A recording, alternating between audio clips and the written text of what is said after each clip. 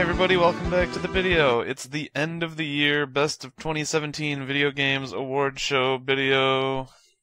I'm joined by everybody, and you might get to hear Joade sometimes, if you're lucky. We're going to go through the games that came out in 2017, and we're going to just try to find a top 5 and then ultimately a winner, right? Yes. Right. Yeah. Wait, did you say top 5 or top 10? I said top 5 and then a absolutely top game. Yeah, I think we'll get it down to eventually 5, and then just order them from there. But we're going to go through the list and make sure we know. We give everyone a fair shake here. So you guys want to start off with the first one? Yeah, so we've jotted down every game that we can think of that made some kind of impact on us in 2017, although some of them maybe more than others, but it's a good time to reflect on everything. So, yeah, Noah, why don't you take us away with the first one? The issue with me taking away is, I don't know anything about this. It's Danganronpa version 3? V3? V3, the third game. I think we're dependent on Dan. Me? You didn't even finish it? I've never played Danganronpa 2. Oh, that's right. Where's Leah? God. She's in the background.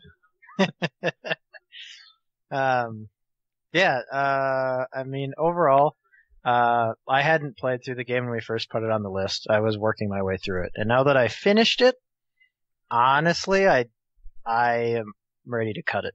I don't think it's anywhere near as good as the other two or many of the other games on this list. Wow. It was good.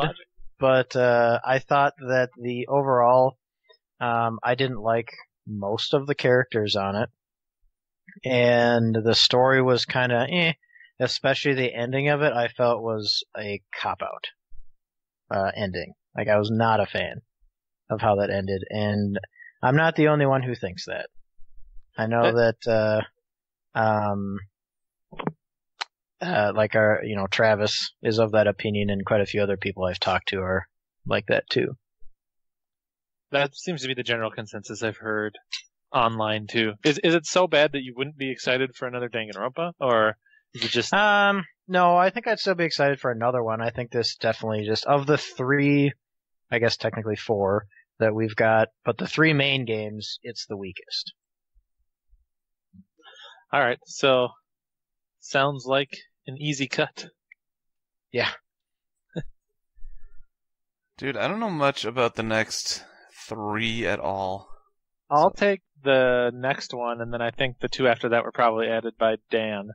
So our next one that we have on our list is Gravity Rush 2. I was a really big fan of the first Gravity Rush game, and this one, it's like, if you were a fan of the first one, you're definitely going to like this one because it's very much more of the same. It's the first game, but it just looks a little bit better. It plays a little bit smoother, and overall is kind of like a bigger, more broad experience. I did not, for whatever reason, get all the way through it. I probably played somewhere around 5-ish hours of it before I fell off. It had a lot of potential. I think I just got distracted by other stuff at the time. So it's a good game, and it's definitely worth playing. You don't really need to have played the first one to play this one. If you can play the first one, though, I'd encourage you to. But for the purposes of our collective lists, like all 4 of us, I think I'm the only one that played it, and I don't think I would push super hard for it to be in like a top 10 or top 5. So I'll say that we can probably put it on the chopping block. Just looking down the list, some of this other stuff is going to be more important. And not that I'm going to cut everything we talk about instantly like we are here, but for some reason the way we ordered this list, the middle to late section is a little more stacked than the initial section. So yeah, Gravity Rush 2 is good. Next up is Valkyria Revolution. Dan. I don't remember putting that one there. I think we just talked about it and someone put it on there. Whatever the case, no, it's not. Overall, I didn't finish it. The game got very repetitive for what it was. It was like a very slow-paced, like, I wouldn't say like a Muso game, but it had like that free roaming, you just beat up lots of dudes on the map, but there's not that many of them on the map. And there were like, it's like mini maps that have objectives, and it's more story driven, I guess. And overall, it's an alright game, but it didn't catch me enough to finish it to warrant keeping playing. And definitely, if it was more like, you know, Valkyria Chronicles 1, it would definitely be on there, but no, not this one, unfortunately. Poor Valkyria, that series has just gone, not like on a sharp downhill trajectory, but it just seems like every entry I play or see just gets a little worse. We didn't get 3, and 3 is supposed to be really good. So that's one thing. Yeah, I think we're getting the next one, 4 or whatever. But yeah, we are. I think for the Switch, right? I think so. Yeah, and we still don't have 3 though. So if they tie together at all, we're gonna be lost. But you know, whatever. Yeah. Yeah. Poor Valkyria Revolution. It's gotta go. Mm-hmm. Yep. Scratched off the list. How about the next one? Tales of Berseria, I am very much of the opposite opinion, where I think it definitely should be on this list. As contrast to Tales of Zestiria, the one that came prior to it, it is very, very good. Visually, they're about the same, I guess. Same engine, right? Yeah, same engine. Berseria, I think, they just had more time to kind of flesh it out a bit. The characters in there are a lot more likable, I think. Most of the characters from the last one I really didn't like. The combat felt a lot smoother. The way you gained your abilities was great. It all felt very fluid and very good, and it really pulled me in, and I definitely just powered through that one as soon as I got it, as you know. And I highly recommend anyone play that if they're just a JRPG fan in general. So how does it rate against the other Tales games? You mean like the other high-rated ones? Yeah, so you think, if you think of everyone's favorites, it's like usually people are either a Symphonia fan, a Vesperia fan, or a Xillia fan, seems to be the 3. Yeah, those are all good. Abysses should be in there too, IMO, but anyway. I agree. I'm trying to go popular opinion, not yeah. I think it's definitely up there with like Symphonia and Xillia and stuff, for sure. Awesome. This feels like a game that I'm a little embarrassed. You should be. Played. Like, you should be. I think of all the games that you'd see on a Game of the Year list, a Tales game is one that reasonably any of the 4 of us could have played. It intersects all of our interests, but for whatever reason in 2017, it just was too busy of a year. Too many games to play. Yeah. It's cool. You and Noah are probably best equipped then to tackle the next one. And I'd say more me than Noah even, because like Noah played it a little bit at the beginning, but since then he has dropped off hard. Next one being Fire Emblem Heroes, a mobile game, which you don't really see too often on these kind of lists. I picked it up as soon as it came out in, what was it, February or something? I think we're coming up on the 1 year pretty soon. It was early. Yeah. And I've been playing it steadily since it came out. So if that doesn't say something for a mobile game, I don't know what does. Being able to, they've had their dry spells for content, but overall they've been really good about being responsive. They fix a lot of quality of life stuff. Recently they added more like actual, like a big update for story, and they've added a lot more characters, and in general I think it's pretty fair for, like, as a free-to-play person. I'm not at this point. I've been throwing little bits of money at it here and there, and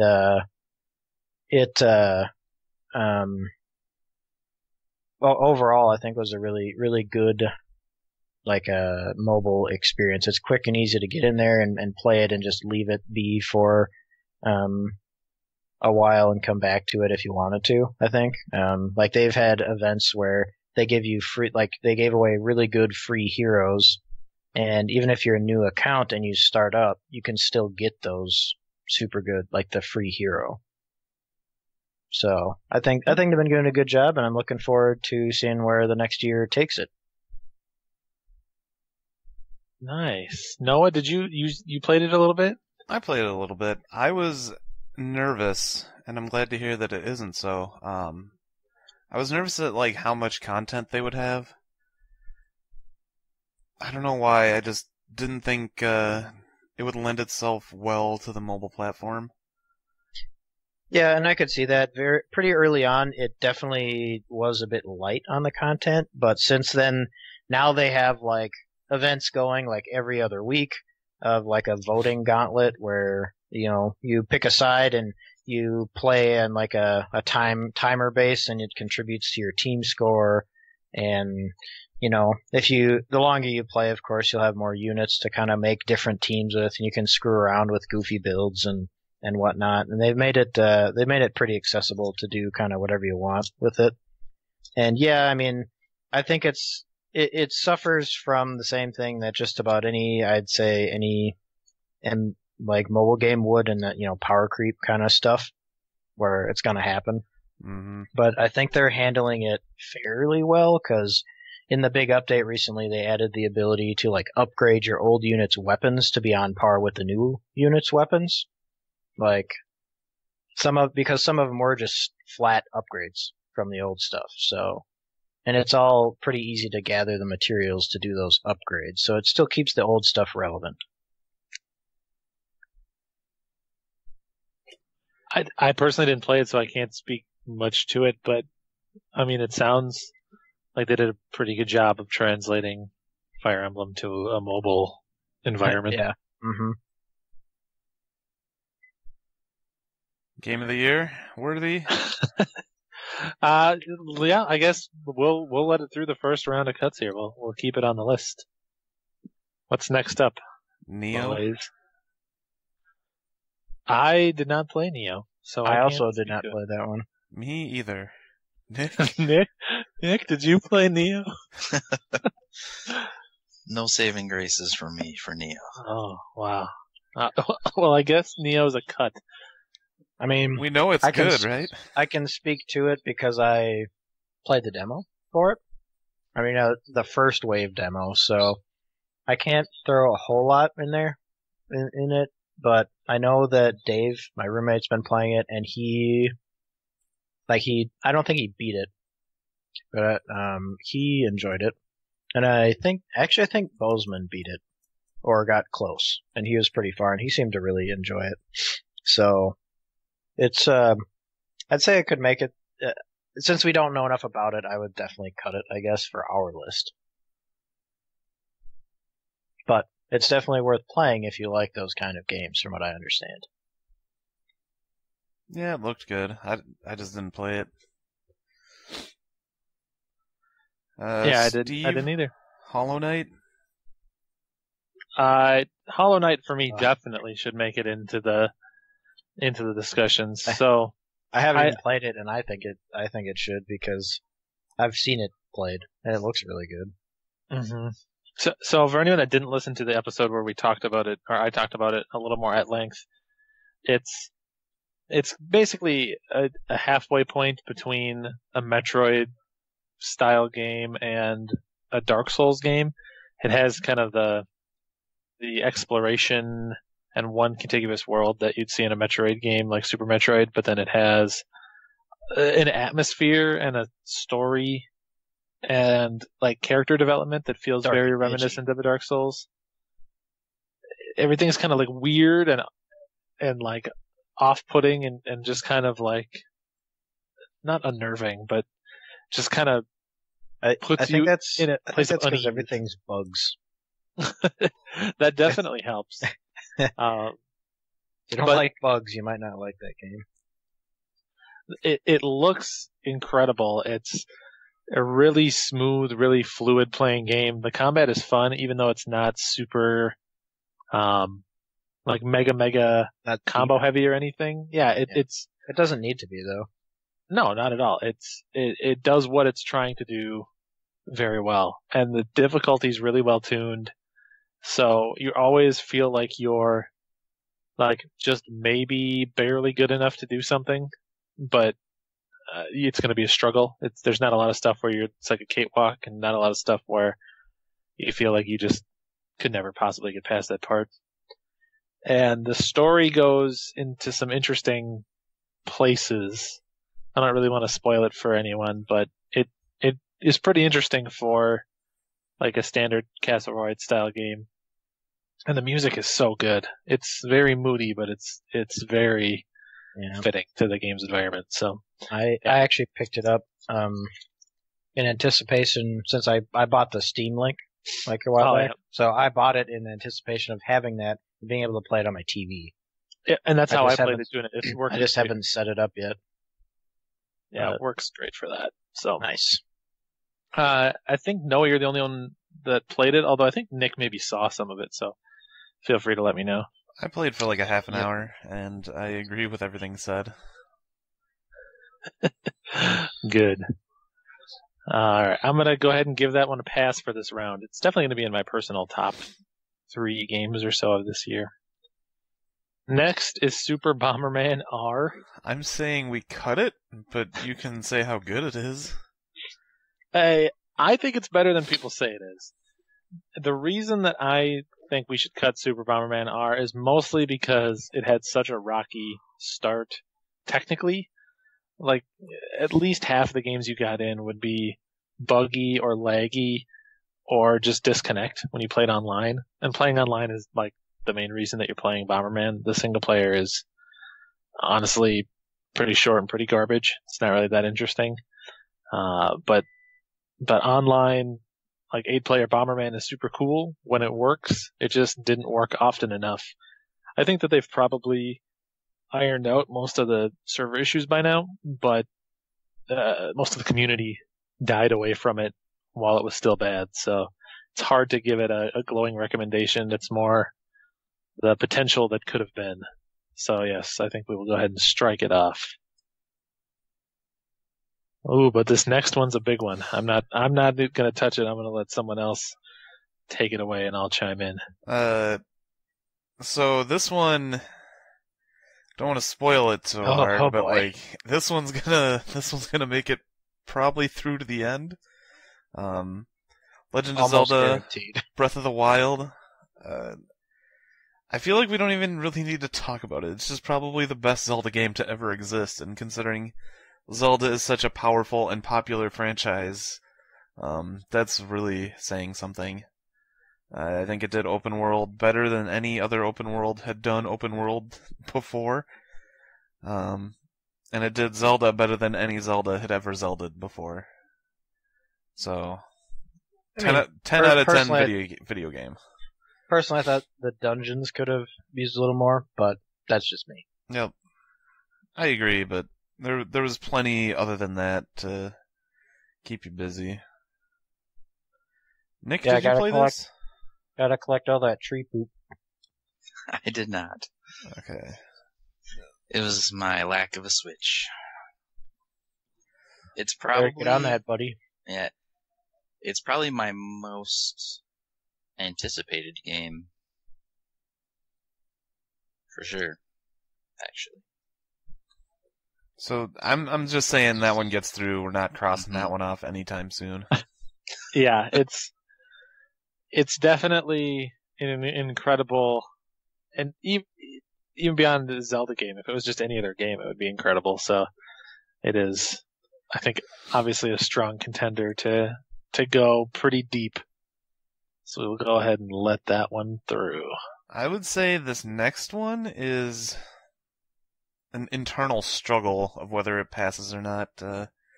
Nier Automata, not sure. Anyone got an opinion one way or the other? I think personally, I wouldn't cut it, at least not in this first round. I don't think personally I would cut it at all. I do think it was one of the better games to come out this year. And I'm a big fan of the first Nier. Like, the first Nier is one of my all-time favorite games. I think I listed it in like a top 5 RPGs list that we did a while back too. And this game doesn't fully live up to what I loved about the first Nier, but it does so much right and so much interesting that it's hard not to consider it as one of the better games that came out this year. It plays pretty well. I have some complaints about the combat, but overall the combat's pretty smooth and pretty fun. It can be a little bit spammy and kind of easy to cheese. It's not really that hard by any means, but it was still fun to go through. The music is incredible, as it always is in a Nier game, and the story was very interesting and very different from anything else that came out this year, at least as far as I know. Plus, I think, even though we're not having like separate categories for different things, just the final endings and like the final moment and final decisions of that game are so cool and so unique that it's hard not to consider it. I don't know if we want to spoil definitely it for people. something. I wouldn't. I mean, not too much anyway. Yeah, but there is you make a pretty big decision and it has some pretty significant consequences at the end of the game in circumstances that I personally don't think I would have been able to predict before I saw them. It's something I've never seen in another game before. Yeah, it was. I played through it too, and I never played the first Nier. I have it now, so I'll play it eventually. But I kind of picked it up on a whim, more or less, for me. And I was honestly blown away with it. I had been playing Horizon Zero Dawn, and I was like, maybe I'll start Nier for a little bit, and then I just played Nier the whole way through. So, I got sucked into that game, and I stuck with it, like, the whole way. So, I definitely agree with your decision to leave it on here. Noah, what has you torn? I'm curious to hear your perspective. Okay, so after I beat, I don't know, it was some game I was in the middle of playing, I was like, I wonder what I should do now, and then I was like, I could go do the Nier stuff I haven't done, and so I loaded it up, and I was just not having any fun at all. So I was wondering, like, and it wasn't just because I didn't know what game to play and I was in that funky mood, it was, I loaded it up, and I was just like, this kinda isn't fun. Like, I don't know what happened between when it came out and a few weeks ago, but like I just could not be doing it. So did you end up getting all the way through the endings? No.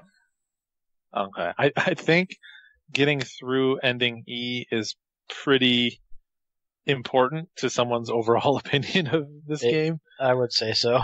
I played through ending A and got about halfway through ending B. And then I fell off the game for a bunch of months. And I remember Dan kept yelling at me, go back. You got to finish it. Go get all the endings. I think that's where I am now. It's like I'm in the middle of. I mean, it was. That. I think that was a bit of a slog. Honestly, I would agree. Doing that A and then B endings, because it was like, is this what it's going to be for all of them? And then you just got to power through it. But it's super worth it. And I totally understand that it's never ideal when you tell someone you gotta just power through it. Game of the year. That's not good. Right. Well, for a game, yeah, I agree. But you do, because it's worth it to see what's on the other side. Mm-hmm. And it's not like it was absolutely the same. There were definitely bits of it where it was different. But it was like, oh, okay. If you're anything like me, Noah, you're probably a few hours away from where it starts to get different and interesting. Like, you go through ending B and you play through like most of the game again, and then it goes in a different direction, and then everything from there and all the other endings are completely unique, interesting stuff. So the game like loses your interest, or the game forces you to lose interest in it right before you really need to tune in because it starts to get really good, which is a flaw of the game.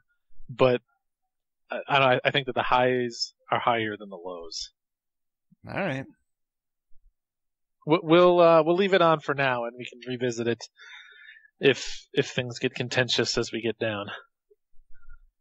All right, Dan, Persona 5. This one's more you than the rest of us, but I still got opinions. I was gonna say, I think you both have opinions on. Well, I don't know if Steve ever finished it, but I never played it. oh yeah, that's right. You just never played it, loser. I am a loser.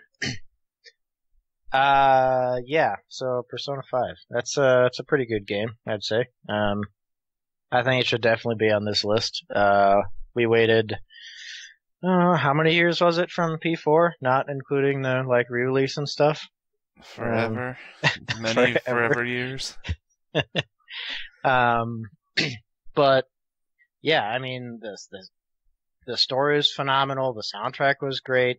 The dungeon designs were amazing. I liked the character designs for everybody, even if I didn't particularly like said characters. I still liked their designs, and I liked how they the stories for them and how they developed and stuff. I mean, I don't really have any super major gripes with it, and I think it captured what a lot of people were looking for in those games. You know, I don't think I have a single gripe with it. I really like the art, and I like that they streamlined a lot of the issues from the previous Persona games. It's very nice. Yeah, for sure. And then, I mean,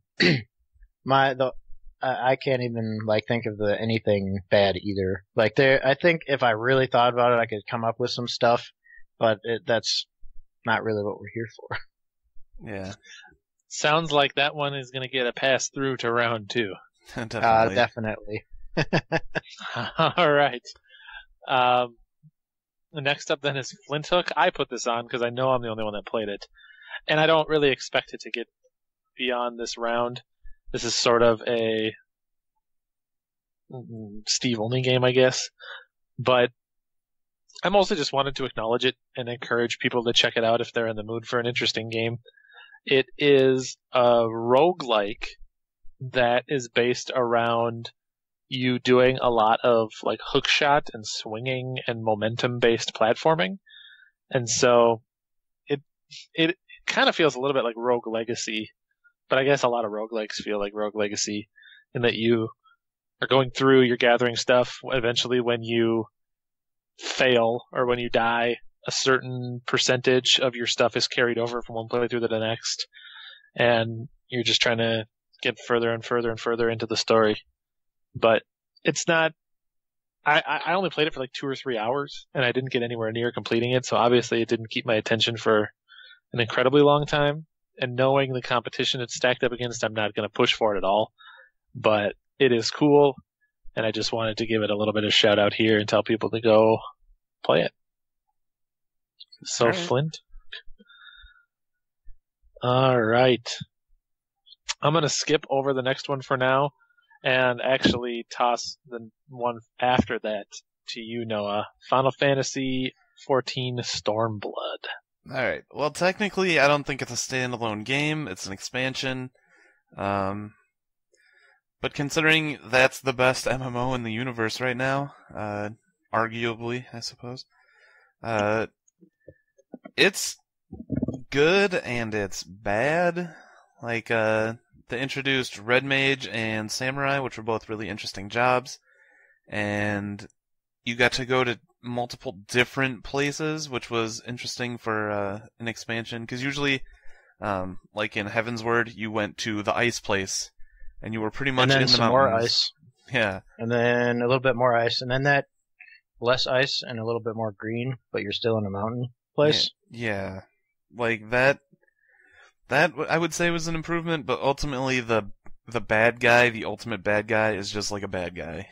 He's not interesting council of people. He is just, I'm the bad man. It wasn't deep or anything, and you take care of him pretty quick. Yeah. I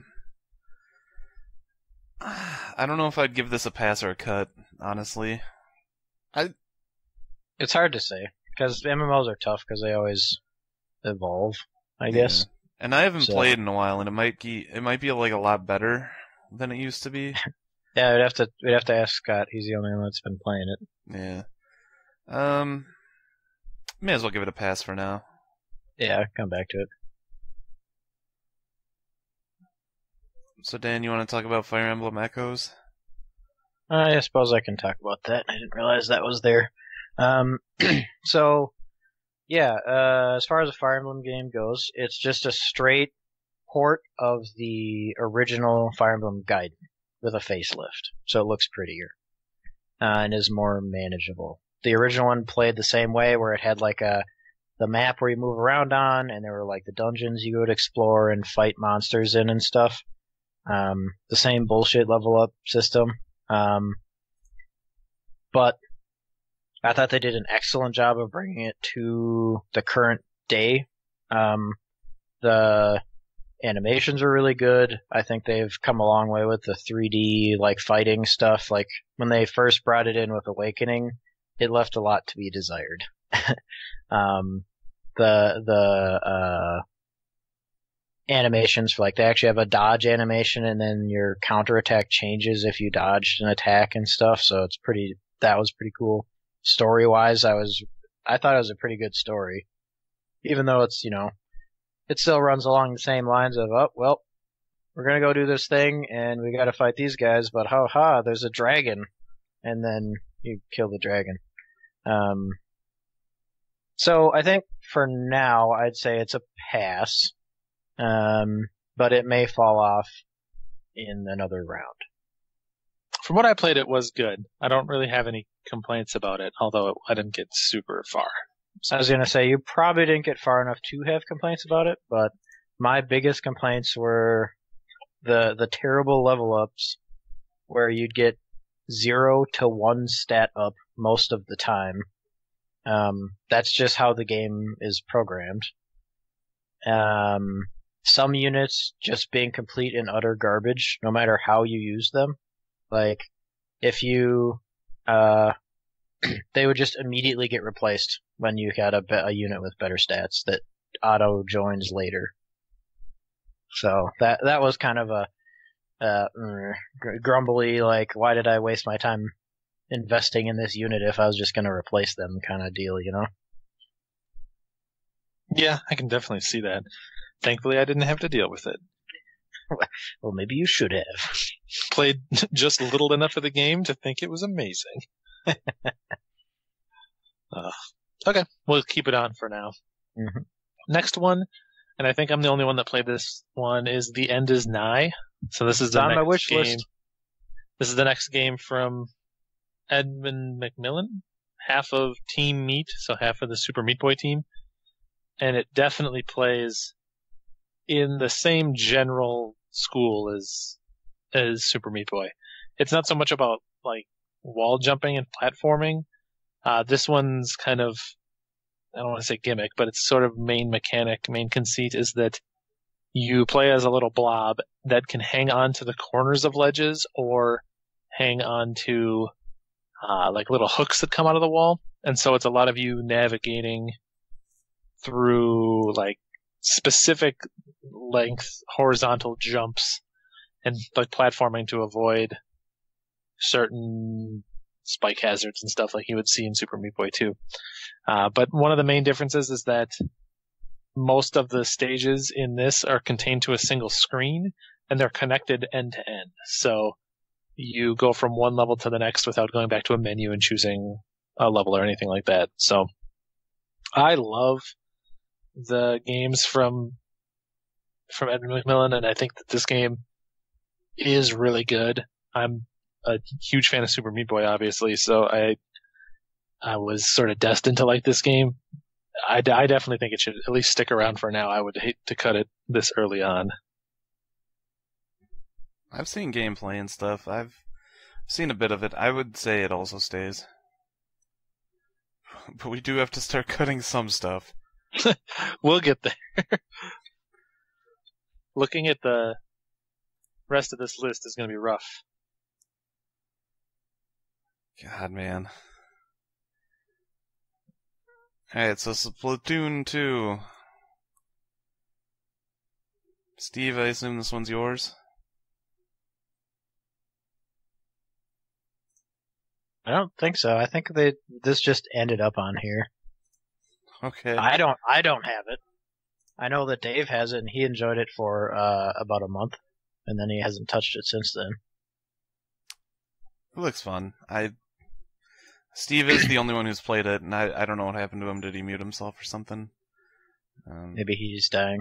We'll just go back to it. He just texted me that his computer shut down. Alright. Baller. I think we'll come I back think to he it, I had guess. the same kind of experience though, where he played it for like 2 weeks and then he Yeah. was kind of done. Alright. We can do Sonic Mania, right? I mean, I didn't play it. No, I know Steve did. God, we're having some issues here. Dan, what's something you can talk about? Let's go down to Destiny 2. I was gonna say, let's talk about Destiny 2. Personally, I'd say it gets cut, like right off the bat. Yep. It has gone downhill significantly, especially from what I hear after the expansion came out. So, I mean, it's a lot of just rehashed Destiny 1 gameplay. Overall, I think it was a better experience than Destiny 1. It held my interest a lot longer, but it definitely, kind of teetered off near the end. I just did the daily or the weekly stuff with our friends. I never did the raid, but I still got up to like a really high gear score, and I felt accomplished at that point. I'm like, I don't need to do anything else. Mm. And then the new raid or the expansion comes out, adds a tiny little planet that's not any bigger than the already than Titan, the little dinky planet. Scott said it's like the size of the main area in Earth. So it's really small. It's really small. And then it locks out the raid. Yep. For the game, the raid that was in the base game is locked out to you now. You can no longer get there. Which I think is ridiculous. I don't know why they did that. Yeah. But, whatever. It makes it an easy cut for us, right? Yep. It wasn't a bad game, but there's no way it makes Game of the Year. Definitely not. Let's see, what else? I can talk about East 8. We can talk about that. I don't think anybody else played that game. Yeah, you may as well. Personally, I think as far as an East game goes, I really enjoyed it. It was a lot of fun. The story was really good. It took me a bit to get to start it, just because I was playing something else trying to finish it before I got to that one. And then once I did finally get started and rolling with it though, I was playing it on and off, and then it kind of hit a point where I was like, okay, I'm invested in this game. I want to know how it ends. And, it did not end exactly how I thought it was going to. I mean, it still kind of did, because they're all kind of the same, where, if you played any East games before, it's like, oh, Adel ends up in this place, and he gets partied up with this, or he meets up with some girl with blue hair and blue eyes, and oh, what do you know? She's a goddess. So, it all kind of follows the same situation, but they did it differently in this one, so I enjoyed it again. The combat was really smooth. It had good humor and stuff, so I'd say it gets a pass for the first round, but it probably won't make it if we revisit it later. Alright. But for now, we'll throw it on there. I think I'm the only one that played Cosmic Star Heroine as well. Could do that one. Do it. So, Cosmic Star Heroine was an indie game that looks and feels very much like Space Chrono Trigger. The sprite work is very, very Chrono Trigger inspired. They look almost like they would be in Chrono Trigger, like the way they drew them. It's pretty crazy how close they got that. The story was kind of just whatever, but the gameplay was enjoyable. I think I ended up finding a way to break the combat where it was really easy for me. So there is the ability to do that, but I could have just cranked up the difficulty to make it a little more challenging. And boy, is it more challenging on a harder difficulty. When I platinumed it, one of the trophies was to just beat the first fight in the game on the hardest difficulty, and that took some tries. I ended up having to look up a strategy for it, and even then, I had to try that like 8 times before it worked out the way they said it would. So, overall, I'd say for an indie game and for what it was, I think it's really good, and everyone should definitely play that game, and I think it should stay on the list for now. Maybe Steve will have an opinion. I don't remember if he played it or not, but I'm back now, and I have not played it. It's probably the game that I feel the guiltiest about not having played this year. that one and Tails. I feel more guilty about not playing Cosmic Star Heroine. You should, because it's super short. Relatively short. It's like 8 hours, I think, if that. Nick, did you play any video games this year? I don't think he did. I played video games, but they're from 10 years ago. He's not a cool boy buying new games. There's at least one on this list I know he'll have something to say about. The one that he edited? No, there's 2. At least 2. Maybe more. So, Steve, we also kept Ys 8. Oh, okay. Do you agree with that? Guessing yet another one I haven't played, but I've heard a lot of good things about this Ys game, so... Am I the only boy that plays video games this year? You have a lot of one-offs, Yeah, I think, on this list, but there are some other big uns. I think we were going to cut Splatoon 2, but we needed your input on it. You're going to cut Splatoon 2? Tell me about why you're going to cut Splatoon 2. Because everybody I know played it for about 2 weeks and stopped playing it. Okay, that's true. But that's true of every game. I wouldn't say that, but for a game like what it is, where it should be played pretty consistently, I would think I don't see. I didn't see enough value in keeping it just because like those types of games never sit. To me, are never that impressive. Like they're fun for a little bit, and then it's like, okay, it's done. Gosh, I feel a little bit betrayed. No, I'm excited for it too. I just don't see it as a game of the year game. Alright. I suppose in a year with so many good games, I'm willing to let it go by, but it is not. It is the best game that we've cut in the first round by a mile. Yep, I can see that. But also, we still have over half the games. I was going to say, we still have a lot of games to go through, and we have to start cutting games, Steve. Yeah. Alright, fine. Someone else talk about the next one and how we're not going to cut it. Sonic Mania, definitely top 5 for me. I would say it definitely makes it to the top 5. It's been a long time since a really good Sonic game. Like, there have been decent ones, and they've tried to make, like, oh, we're going back to the old school, but, they never work out, and I think this was fan-made and officially released, and it's amazing. I would say the biggest downfall is that they left in too many old type of levels, like they did too many remixes of old levels and didn't bring enough new stuff. But it was all really good, and the music was probably like top soundtrack of the year. Yeah, that's my opinion. It does have amazing music. If I was going to knock it for anything, it would be that the game is a little too long. Like, it kind of outstays its welcome. I wish there were, like, 2 fewer worlds. And like you said, I wish that there were a few more completely new worlds. Because, like, the one that takes place in, like, a TV set, that one was really interesting. I thought the last zone was really interesting. But it did feel like they sort of had their hands tied to do, like, a greatest hits. Yeah.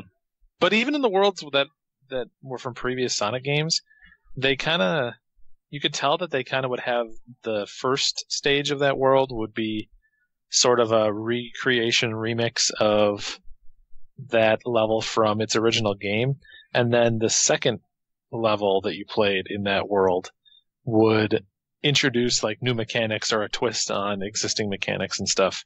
So it would be like them kind of playing with the boundaries of what those levels could be or could have been back in the day. So they still even experiment within the confines of old levels, which is cool. Mhm. But yeah, talk about like quenching a very specific thirst. An incredibly good Sonic game in 2017 deserves a little bit of praise. So that one gets a pass. No, I'm not letting that one go. Well, that's fair. I would absolutely push it. Why don't we throw it to Nick for the next one here? Nick on the podcast. I played Chrono Trigger. Who is that? So our next game is it's a game that people had been waiting probably quite a few years for. And that was Metroid Samus Returns. And when I say waiting for a few years, like, I don't think there was that much time between the announce and the actual game coming out, but just that people were waiting for a 2D Metroid game. Again. I think they're just waiting for any Metroid game at this point. Well, that's true, but like, the last couple Metroid games on consoles were a little disappointing to a lot of people. So we're probably waiting for like a good one to come out. I don't know if we want to push this one through. It was really fun. One of my gripes that it was kind of too easy of a game. It's definitely one you could finish. I could see that. Yeah. Like I'm gonna say not cut it. Maybe you can make a case for cutting it in the second round of cuts, but it was a good game, and it was one that we all played and we all enjoyed. Like, we all had positive experience with this game, I think. Noah, did you play it? Nope. Three of the four. I had a terrible experience not playing it. That means you would have had a positive experience playing it. So would you like to just borrow mine so you could play it? Maybe. So yeah, let's let that one through for now, and we can revisit it. Although I do think it's like, to me, it feels like a game that belongs on the low end of the top list, but maybe there's enough to push it off. We'll see. But for now, definitely good enough, I think. So is the next one. Which is? Cuphead. And why? I never finished it, honestly. I didn't get very far, because I was playing with my brother. Right. It's a stylized, on your brother. difficult game. Like, I didn't see it as super difficult like everyone else was talking about. Like, oh, it's a 2D Dark Souls. Like, I didn't have that much issue. Yeah, it was not that hard, in my opinion. I'm going to use this as a tiny launching pad into a tangent, and we can go back to talking about Cuphead. Oh, but I feel like people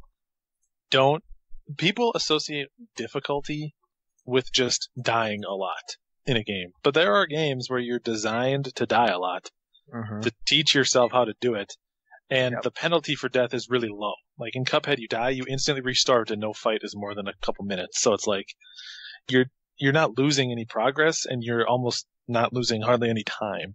So Cuphead is maybe skillful, but I don't feel like it's a really, really hard game. It's just a game that requires you to iterate on your own learning a lot.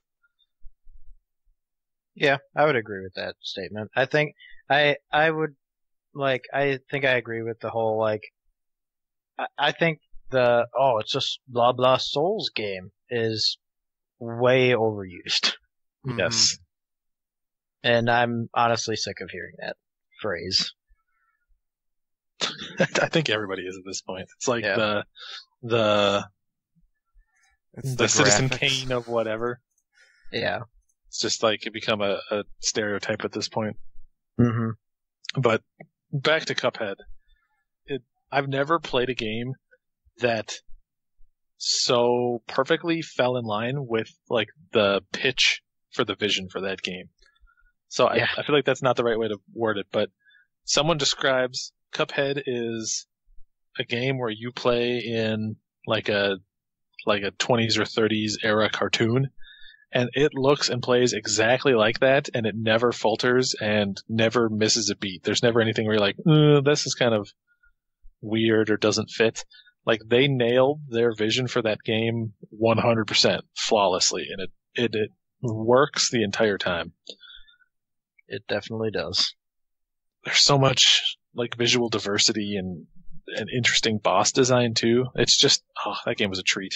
That is a definite pass. The more I talk about it, the more I remember how much I like that game. Well, that's good. All right.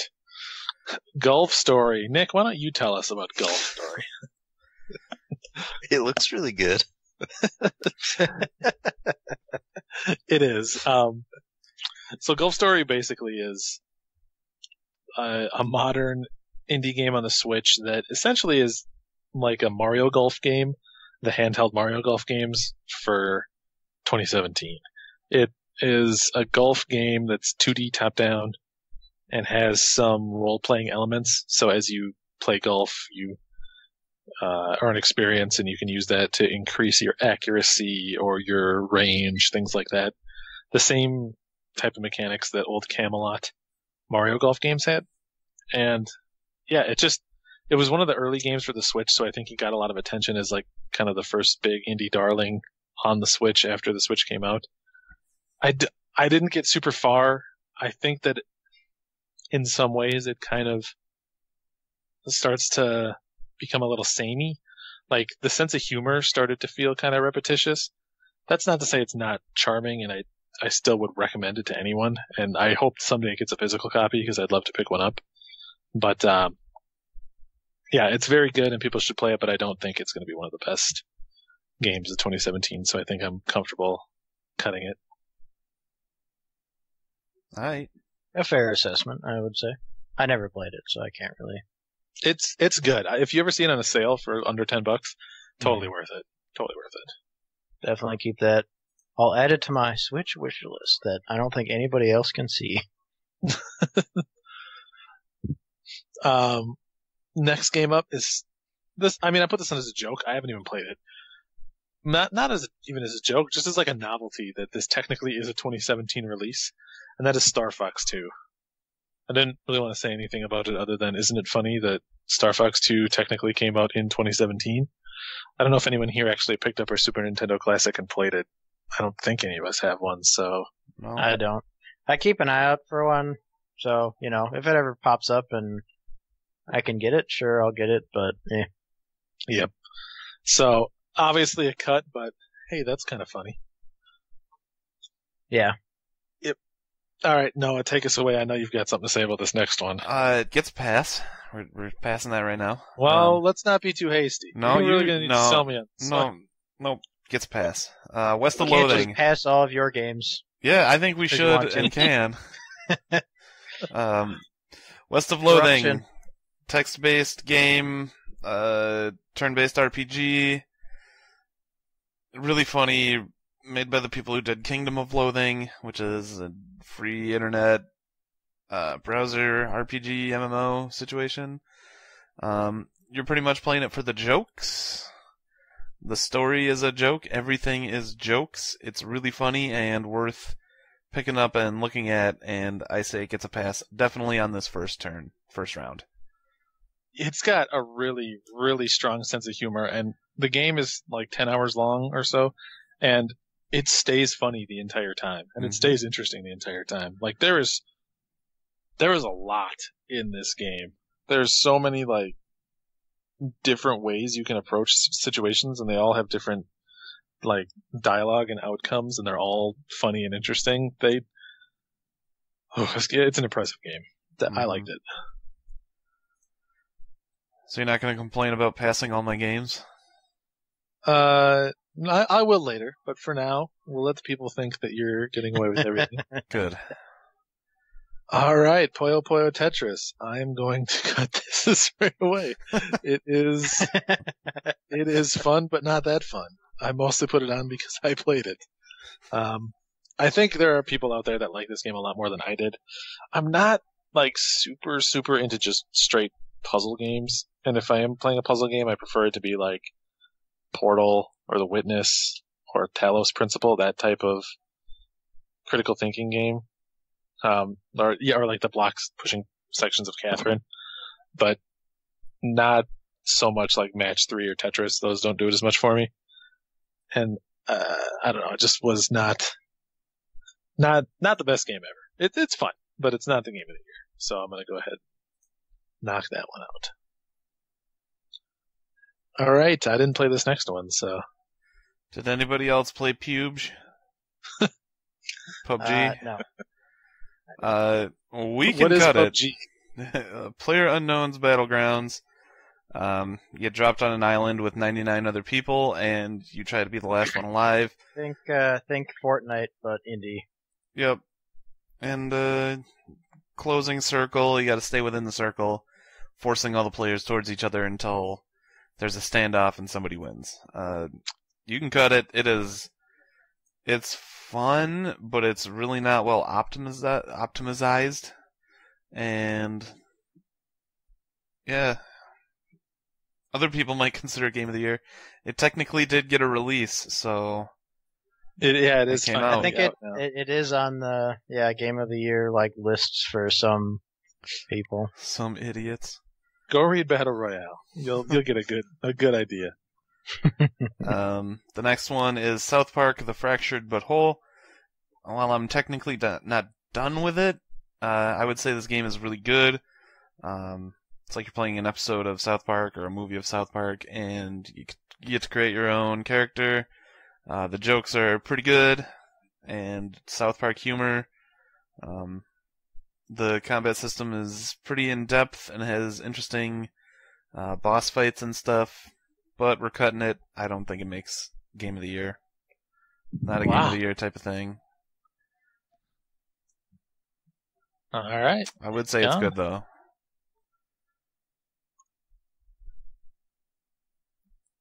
All right, Mario Odyssey.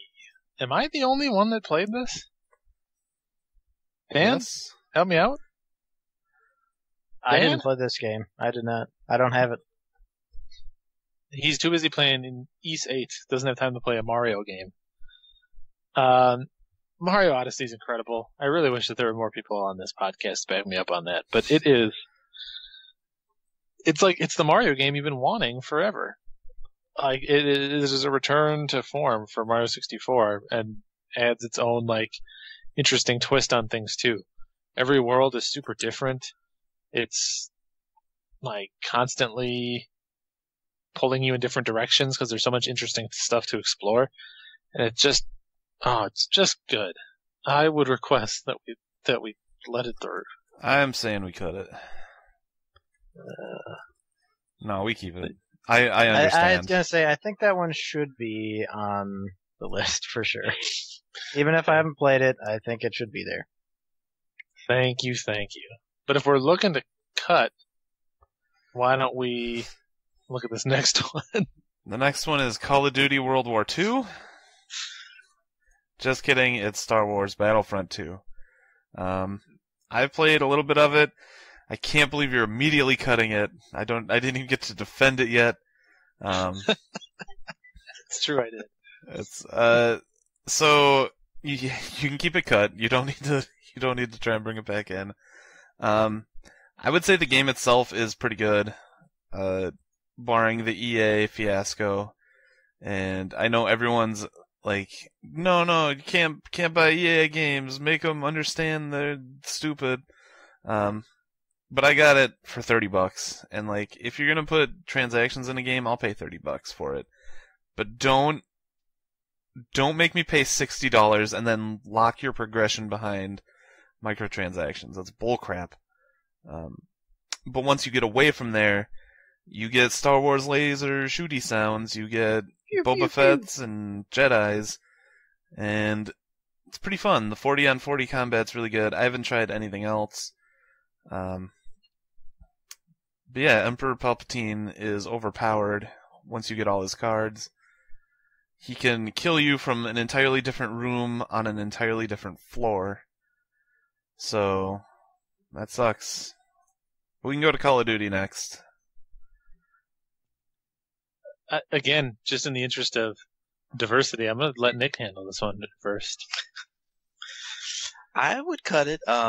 It has a good multiplayer, which you want in Call of Duty, but it's nothing like groundbreaking. But it was like something a lot of the Call of Duties I played have had really good single player campaigns. Like the Modern Warfares were very memorable. Call of Duty World War II, not so much. Yeah, I mean the online is definitely fun. It's weird. I agree with the decision, but it's weird for me that I'm cutting a game that I've spent a lot of time with. Like, in terms of raw hours, it's probably one of my top 3 most played games of 2017. It just scratched a specific itch, even if it's not, like, the best game ever. It's just like a right place, right time, right mood type game. But you can definitely see that it's, I don't know, it doesn't live up to the previous greats, the Modern Warfares and stuff, so. Yeah, and if you're not playing it right now, it's probably too late. So. Yeah. True. All right, cut a Rooney. All right, what about ukulele? Did any of us play ukulele? Oh, nope. Oh, well, then that's a cut, and I'm not sure why that one's on here. Probably cut, good. just like JonTron was cut from it. Womp womp. All right. Keep it as a joke. Noah, I think that you have something to say. So we have MLB The Show 17. I would say it plays really well in comparison to the past series, but I haven't played many of those. This one has roster mode and adventure mode, which is really interesting for the series. But it has all your favorite players from the various teams. So I'm saying we keep it. Have you been a fan of the show games in the past? I've never played one in my life. Have you played this one? No.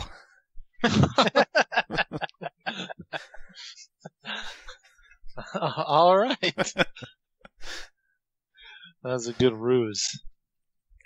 I believed you. This one does have a roster mode. All right. Next up, we've got Horizon Zero Dawn. I would say, looking at in the future when we reach top 5 games, this one is going to be in it. I think so too. I haven't finished it myself yet, but definitely will be on the top 5 list. Yep. Really? I gotta be honest. I haven't played it, so I can't say too much. From what I've seen, I guess what I've seen and what I've heard about the game have kind of a disconnect. Everyone says that it's a really good game, and from what I've seen, it looked kind of boring. So, what is it about this game that you guys love so much? Let's start with Dan. Well, I thought that the story was interesting. I liked it. Like, it's a futuristic, like, Earth. Like, you are definitely on Earth. And, way in the future and tech, after the fall of modern technology or whatever, there's just a group of people that are like, the tribal people again, but they live off what they can find in, like, ruins and stuff of the old cities. And some of the neat things about it, at least that I really liked, like, as far as the gameplay goes, it's your standard, like, I'm gonna crouch, crawl forward and shoot things and whatever. And there's fetch quests and whatnot. But, all the combat was very fluid. The adventuring aspect, though, is what really caught me, where, like, you could go into these ruins, and you could find like, I think it's kind of early on. You start finding journals of a guy, and it's just like his journals of what he was doing in his life, and he sounds like kind of a crappy person, but they came with like these screenshots, like screen cap things, where you would view the area you were in through like a lens of to the past, like a window to the past. And you're like I think it's somewhere in Colorado, like near Denver, I think, is where at least part of the game takes place. And I thought that was really cool, and how they all kind of like, all the little trinkets and random doodads you'd find to sell to people that are like keys or something, had different names because they didn't know what they were called. I don't remember them off the top of my head, but I thought they were pretty clever. So, is this like a must play in your opinion? Is this something that I need to get around to sooner rather than later? Not you. I don't think you would appreciate it as much. Yeah. Because it's only for like the Gamers. common folk, like the simpletons. But those of us of exceedingly high IQ, maybe it's a little bit beneath them. Yeah. Shut up, Steve. Game's really good. I like to hunt big machines and stuff like that. All right. Well, I don't know enough about it to definitively argue against it being here, so I'm totally fine with it being on. How about the next one, Dan? Xenoblade 2, huh? Am I the only one that's been playing this? Because I might be. I don't know. Yes, I haven't played it. I don't even own it yet. Wow. So, I am. Gosh, I don't even know how many hours in I am, because there's a bug with it where the timer, when you put your switch to sleep, the clock will keep ticking. So I have like 100 hours on it, but I know I don't have that many hours into it. I want to say I probably have at least a good 40 in it. I'm in chapter 6, I think, of 10. So far the story has been great. I like all the characters. I mean, as much as I despise the Nopone race, the one that joins your party is at least tolerable. And I think they do a good job of adding a lot of depth to the characters through the various little viewing events and friendship moments and whatever they call them, bonding things in the game. Gameplay wise, it plays a lot like the other ones, where you have your skills where you just they go on cooldown and they kind of recharge like an MMO would. You can stack certain damage types, like your damage from behind will be more, or your you have higher defense against this and that. So you can still manipulate a lot of the stats the way you could before. I think that's really good. Overall, just a really, really well done game. The music's fantastic. The world's really good. I definitely staying on this list. All right, that's you make a strong case. It looks like the type of game that I would want to keep on a list like this, but I haven't played it, so I can't say. Yeah. Awesome. Oof. This next one is close to my heart. Rhyme. I actually didn't realize when I played it that it came out this year. I feel like I'm being pretty like current and relevant. So, Rhyme is like an environmental platform exploration puzzle game. The closest analogy to make, if anyone's played it before, is like Eco, or maybe like the non-combat parts of Shadow of the Colossus back on PS2. But it's just this big, open, good-looking world to explore, solve fairly simple but interesting puzzles to manipulate the environment to get around.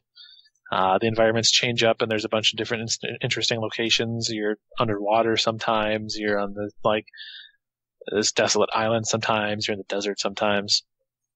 And the story's kind of confusing, but wraps together well in the end, I think.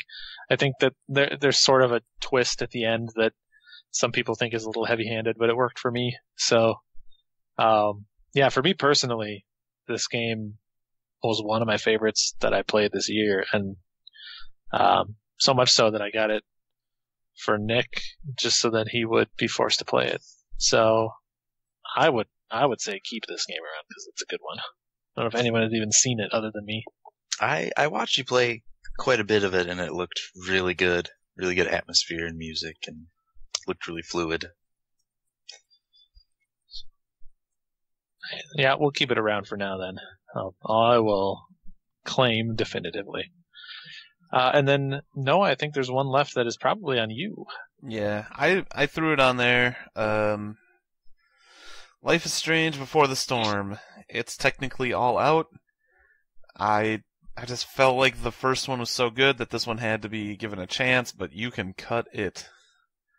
Alright. Does not hold up.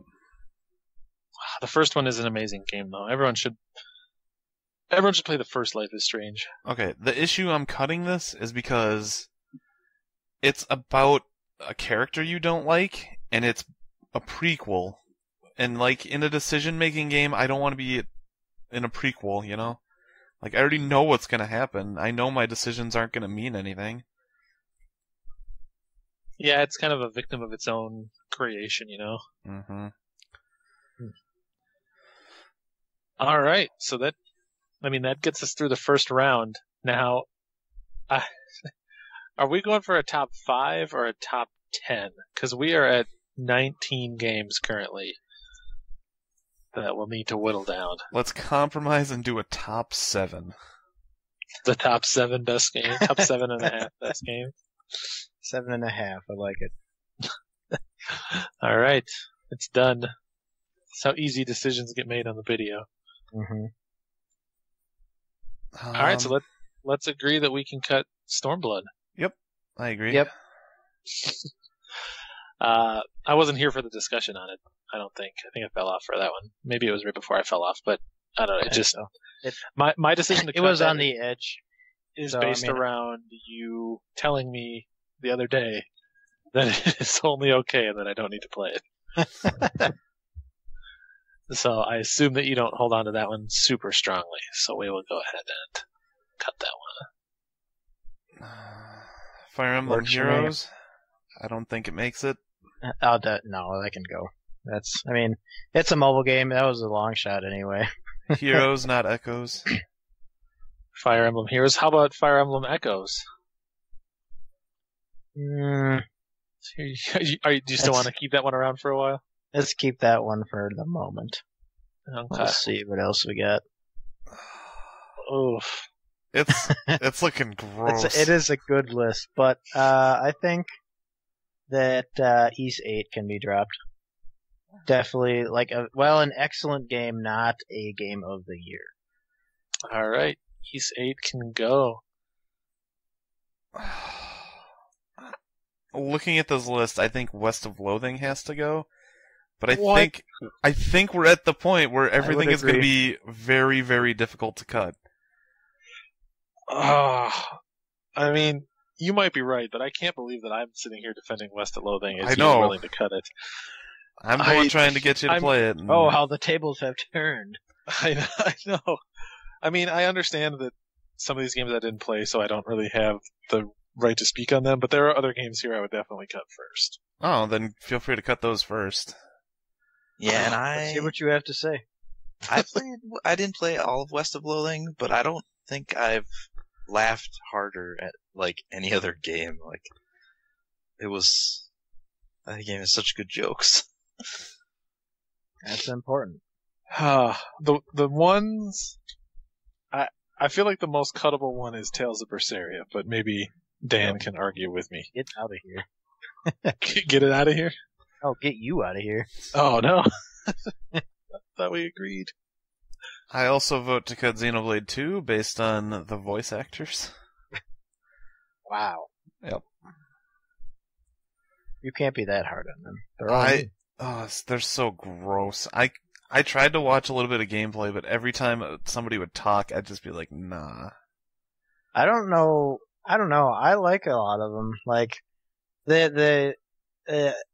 There are a few moments where it's a little jarring, but overall, I'm pretty pleased with it.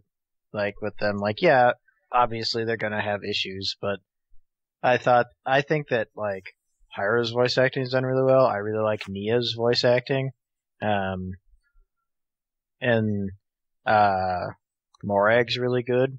Like I think they're all good. I'd say the weakest one is probably Rex, as far as that goes. But overall, he has much. His low points aren't that often, in my opinion.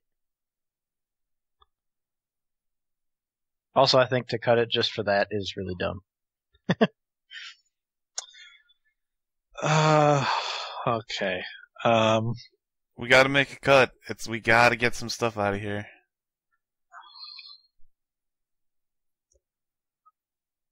This is kind of where we came to. I remember this problem last year where we each had our games. We're like, yes, this game, and we got to start caving at some point. But I'm not going to back down on Xenoblade.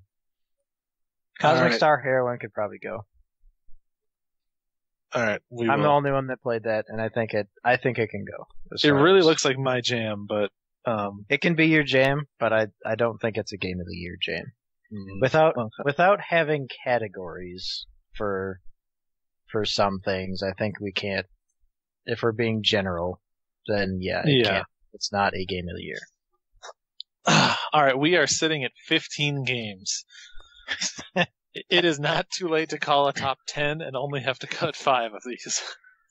And that was Noah's decision. So even when we hit the top 10, we're gonna have to cut some guys. You're correct, but let's see. I say the End is Nigh maybe gets a cut.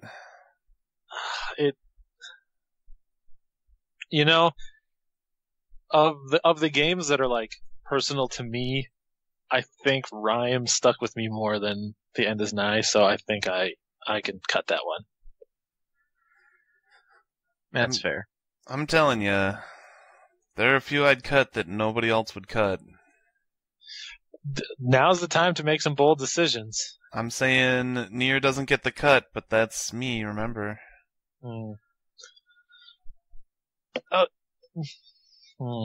Yeah, I just don't feel like I'm ready to cut Nier.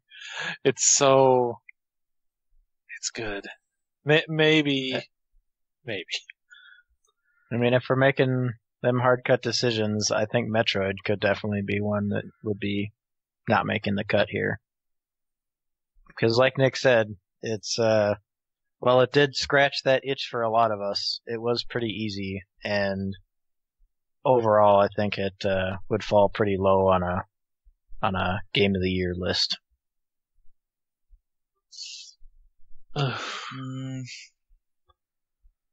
Dude, does Sonic Mania make it through, or do we cut that too? Let's do this. What remaining of the games we've talked about do you think is a shoo-in that we know we're not going to cut? Well, the definite shoo-ins, I think, would be Legend of Zelda, for sure. I think Super Mario Odyssey would be on there. Persona 5. Persona 5 would be on there. Cuphead, maybe. Yeah, that's a maybe. I think that those 3 for sure are on there. Those are like top 3, definitely. So Zelda, Persona 5, and Cuphead? Mario Odyssey. Oh, Mario Odyssey. Having not played it, I've heard enough about it to know that it should be on that list. Plus, I've seen it on many Game of the Year lists already.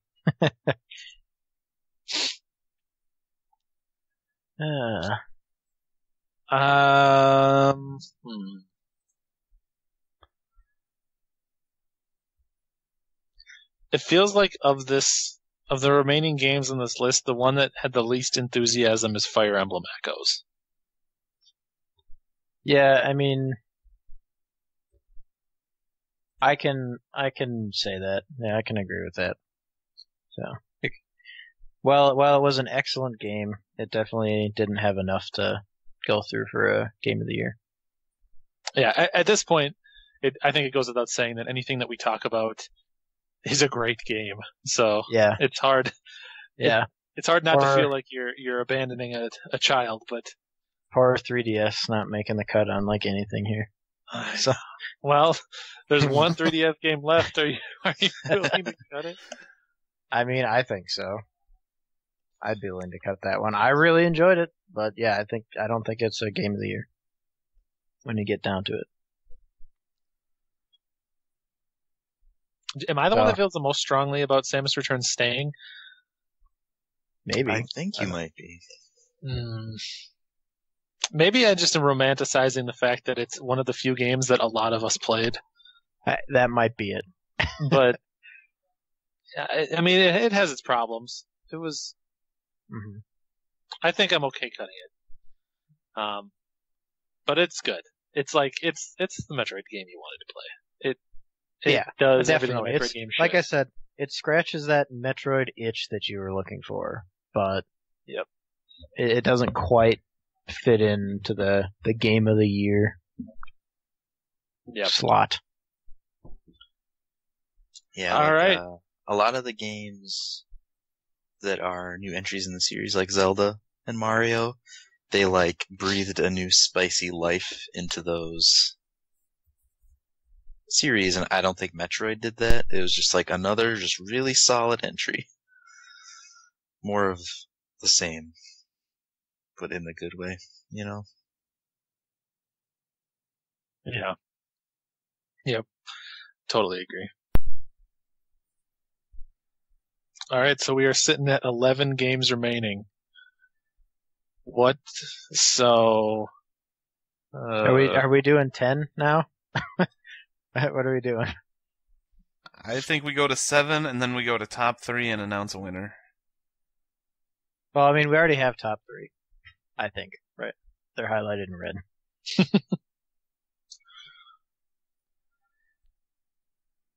So let's just do top 3 and cut everybody else. Oof. I mean, if you want to do it, then that'll do it. I think these 3, we knew that these 3 would be on here from the start. Yeah. I think if I was going to... Unless somebody has other opinions on it's different from my personal list. If I was going to pull a top 5 out of this, assuming that we keep Persona, I think I would add in West of Loathing and Hollow Knight. Interesting. Okay. Yeah. There's definitely for West of Loathing also, there is that element of it is a game that a lot of us played on this podcast. Yeah. It caught me by surprise. For me personally, I would add in Hollow Knight, and then it would be a toss-up between Cuphead and West of Loathing. Yeah, that's a good call. For me, top 5. In addition to these 3, I would say probably Nier and Tales of Berseria would be my top 5. But I'd add Sonic Mania and West of Loathing. Yeah. Nick? What games of these that you haven't played would you add on here? Based on what I've seen other people play, I might add in Nier. Nier looked really good. Mm-hmm. And I'd add West of Loathing in. I haven't played it, so that's why it sits nowhere on my list. I'm the odd man out on that one. Well, it's really personal to me. I think that Rhyme isn't going to make it in any capacity.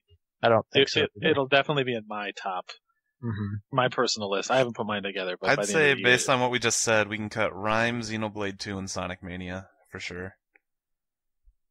Yeah, just because they don't have a lot of support across the board. Yeah, none of us put those in our top 5.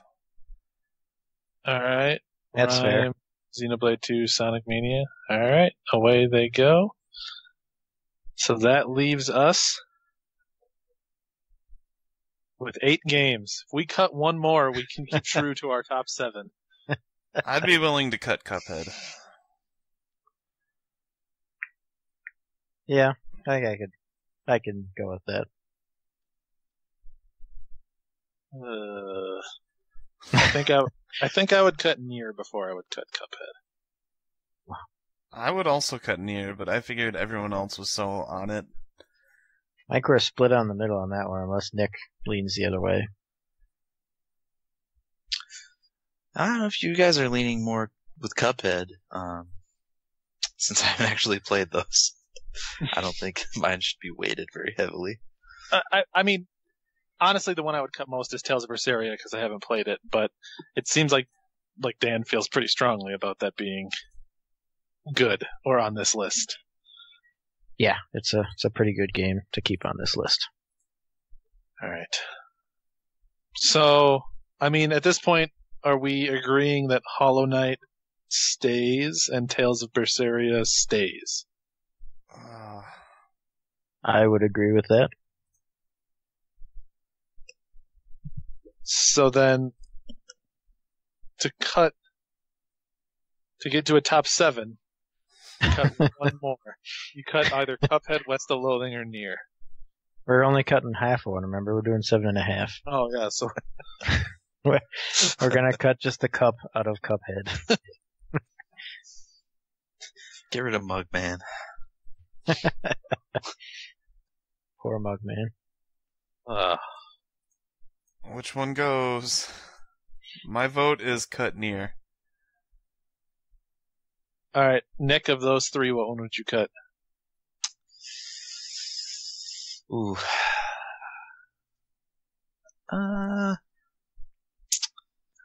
I'd cut Nier. I'm outvoted. All right, well, we'll cut the Automata out of Nier. And, Just have Old Man Nier on there. Well, we need a half, right? It's 7.5 games. So you're in no order yet. Your top 7 games from the Bideo are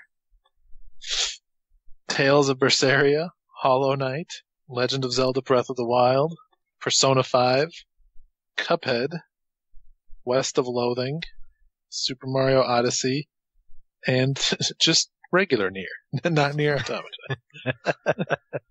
To give us 7.5, our top 7.5 games. All right. That looks like Christmas. All right. So then, I mean, it just shakes down to what order do these go? I think in the interest of a 7.5 game list, that I think Nier's at the Nier is bottom. number 7.5, right? Uh-huh. All right.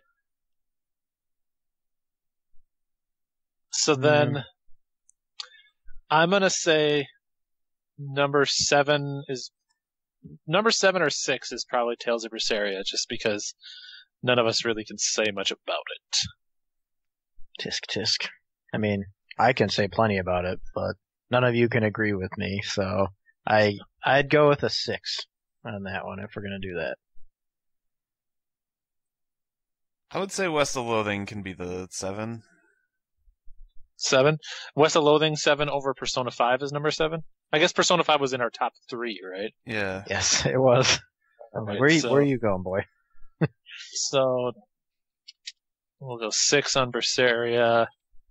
West of Loathing is 7. So Cuphead is 5, I would say. I'd say Cuphead's 5. Hollow Knight's gonna 4. be 4 then.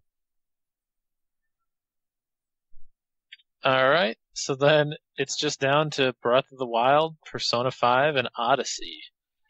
Of those 3, personally, I would put Odyssey at number 3. I would also put Mario at 3. I also would put Odyssey at number 3, and Breath of the Wild would be number 1. That's tough for me though. This is. I think for me, Persona 5 is game of the year. I enjoyed it way more than Zelda. Mostly because, I mean, Zelda I played after playing other open world games, And so I still really enjoyed Zelda, but to me I was like, oh, it's another open world game. Here we go. But that's just my personal experience with it. Overall, it's an excellent game. But as the huge weeb that I am, Persona 5 is just going to win. I feel like, I mean, this doesn't have to be everything for a game, but I feel like Breath of the Wild does, it took an existing franchise and it like completely twisted it and did it in a totally new way that kind of blew everyone away, and they nailed it perfectly right out of the gate. Persona 5 is much safer, I feel like. It's like iterative improvement versus a paradigm shift in expectations. That's very true. And that for me personally, that would make me want to give it to Breath of the Wild. But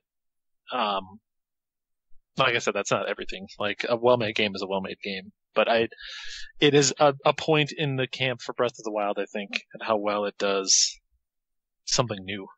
Mm-hmm. And in on kind of that same vein, being able to take the gameplay that's the same as all the other ones and make it still very interesting and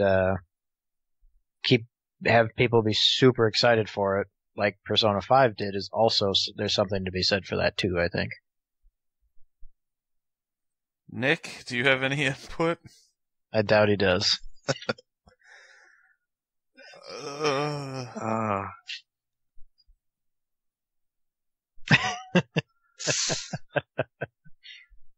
These are four different opinions.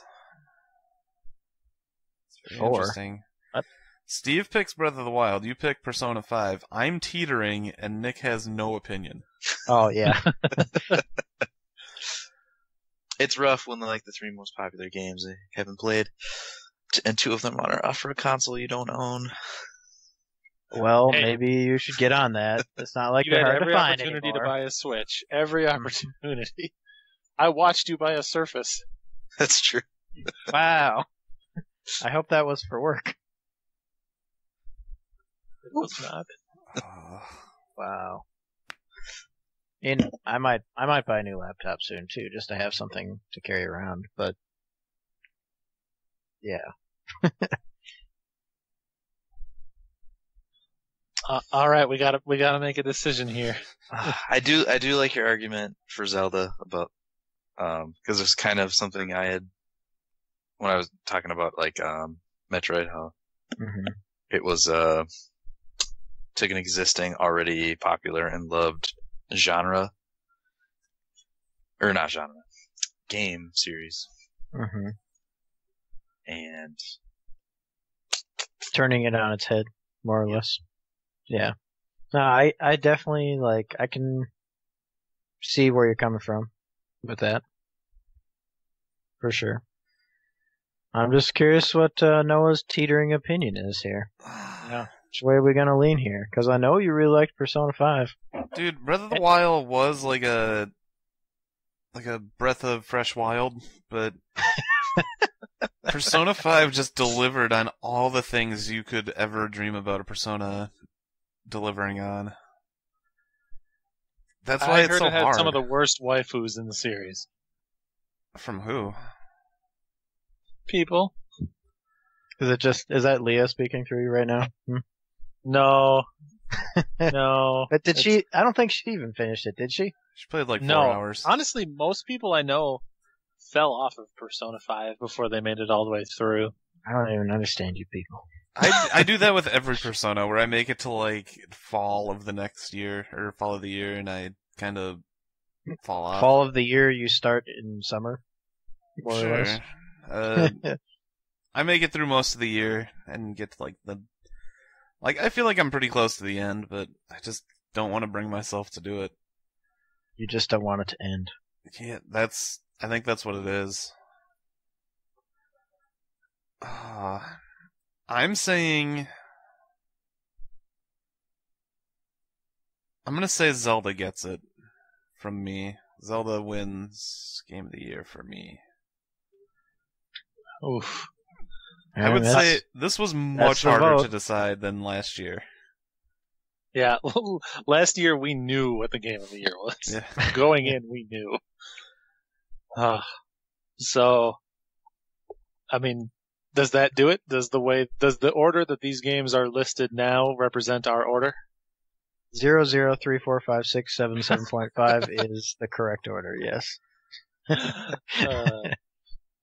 I mean, it's no bad spot to be sitting at number 2. Of course not. But it also deserves to be number 1. They're both 10 out of 10 games, and it's hard to pick which one's more 10. And I'm sure when we see the actual game of the year list, ours will match nothing. Other than a couple of our games being in the same top 10 or whatever. Their placement will be off, I'm sure. Yeah, they'll shift around a lot. I think... Well, that's not true. I was going to say I don't think Breath of the Wild is my number 1, but I think Breath of the Wild is my personal number 1, too. It's because you played 3 games this year, Steve. Excuse you, my friend. I played at least 10.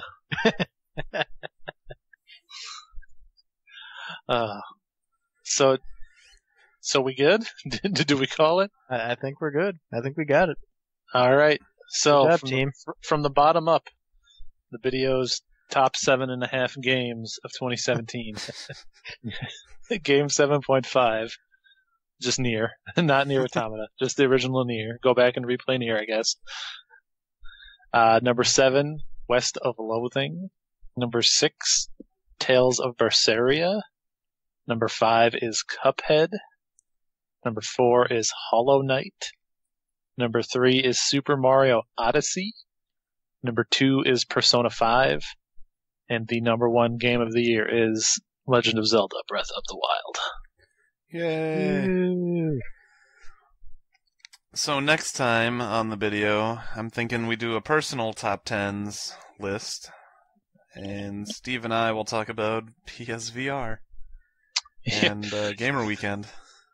Yep, so more to come in the future. But yeah, we won't go as in-depth in all of our personal top 10s, but I think it'll be good context to listen to this and the next episode to see what our personal lists look like versus this list. Mm-hmm. Yeah, it'll be. I'm sure there'll be some wild differences.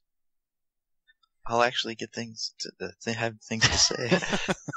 three Call of Duties. Well, thanks for listening, everybody, and we'll see you next time, probably in January. See ya. Have a good New Year. Bye-bye.